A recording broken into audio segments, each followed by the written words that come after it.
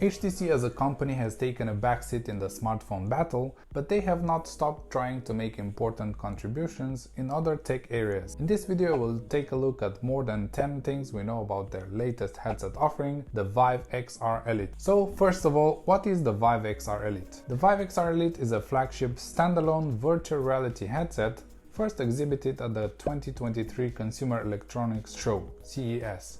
It's set to compete with various famed VR sets like the Meta Quest Pro, and it's themed an upgrade over the Vive Flow, implementing new features such as support for mixed reality mode and vision correction capabilities. So the second point, when is the Vive XR Elite going to be released? As of this video, the Vive XR Elite is available for pre-order at the HTC website, and if you pre-order by 15 February, you'll get 5 popular titles, I'm guessing for free. So the third point, what would be the launch price? The launch price of the high-end Vive headset is set to be $1,099 in USA and £1,299 in UK. However, it more than doubles the price of the HTC Vive Flow. We've yet to see if the extra features we just mentioned really justify such a price difference in the long run. So the fourth point, does the XR Elite come with AR? So like I said before, the Vive XR Elite has mixed reality abilities, so you may seamlessly transition from AR,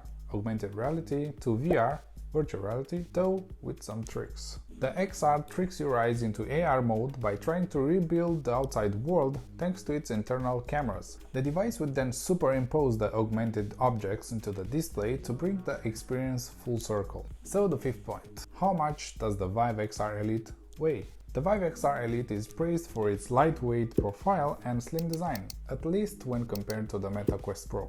To put things into perspective, despite all the features crammed into the device, it only weighs 625 grams. By contrast, Meta's product comes in at 722 grams and almost 100 grams difference. So coming to the sixth point, what are the XR Elite main specs? These are some of the XR Elite's most relevant specs. The resolution is 1920 by 1920 per eye. The LCD display's refresh rate is 90 Hz. The field of view is up to a maximum of 110 degrees. Sound-wise, we have embedded speakers and dual microphones for echo cancellation purposes. The processor is a Qualcomm Snapdragon XR2 chipset Gen 1. We have 128 GB of internal storage and 12 GB of RAM. And we have 4 cameras, each of 16 megapixels. Sensor-wise, we have a depth sensor, G-sensor, proximity sensor, and a gyroscope. So the battery, we have a replaceable battery cradle, which offers roughly 2 hours of battery life. And last but not least, we have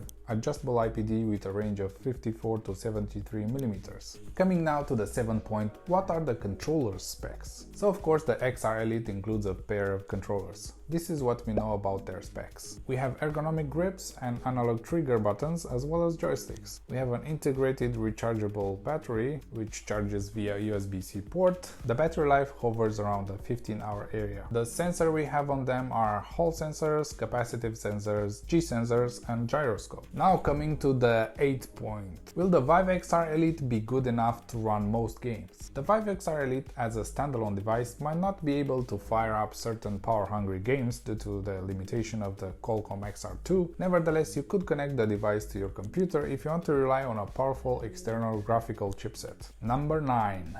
What are the most praiseworthy features of the XR Elite? Some of the most positive aspects worth noting about the device can be summarized as follows. So in regards to the controllers, it's not very hard to figure out how to use them, with all the buttons easily visible for players who have not yet developed sufficient muscle memory. On another note, the Elite's lenses have optimal edge-to-edge clarity and IPD adjustment. The head tracking is also decent enough and definitely beats the Vive Flow's tracking in terms of latency. The Vive XR Elite tries to be as self-reliant and self-contained as it can be, offering close to a fully wireless experience. Now coming to number 10, what are some of its drawbacks? The device has received some mild criticism over its ergonomics, especially towards the nose area. While pressure over the nose can be alleviated by adjusting the top strap, this comes with a trade-off in the lens alignment department. This may not happen to everyone since we all harbor different physical traits, but it's something to be mindful of. Another crucial crucial ergonomic flaw that has been pointed out repeatedly concerns the rear pad and the fact that there is no cushioning between the back of the head and the battery cradle, leading to some degree of